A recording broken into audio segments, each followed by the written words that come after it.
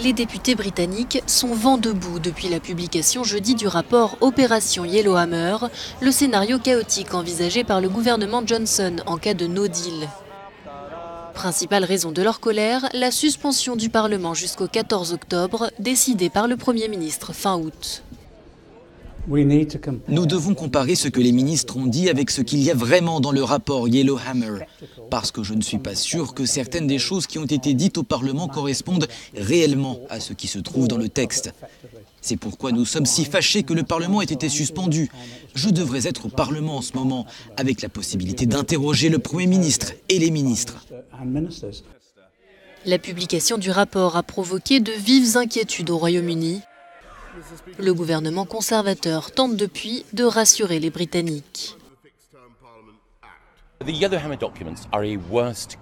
Les documents Yellowhammer représentent le pire des scénarios possibles.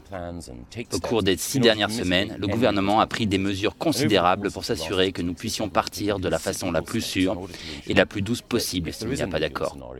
Mais bien sûr, il est important de rappeler que nous nous battons pour un accord.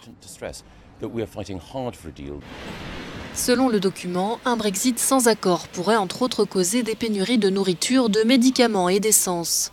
Pour David Nicol, l'un des contributeurs du texte, la menace n'a pas été prise suffisamment au sérieux par le gouvernement. Quand des gens comme moi, des experts, nous portons volontaires pour donner des conseils au gouvernement et proposer des mesures d'atténuation, ce n'est pas pour agiter la peur. Nous donnons simplement une opinion franche au gouvernement. S'il choisit d'ignorer cet avis, c'est sa responsabilité. Je ne sais pas si ce que j'ai suggéré en mars a été mis en application. De plus, nous savons que les médecins du corps royal, sur lesquels je travaillais, ont déjà été contactés pour mettre à jour le Yellowhammer. Malgré toutes ces discussions, tout ce travail, je ne crois pas qu'il parle à des experts. D'après le rapport, un no deal pourrait également provoquer une augmentation des troubles à l'ordre public et des tensions communautaires, notamment dans les ports, les aéroports et le long de la frontière irlandaise.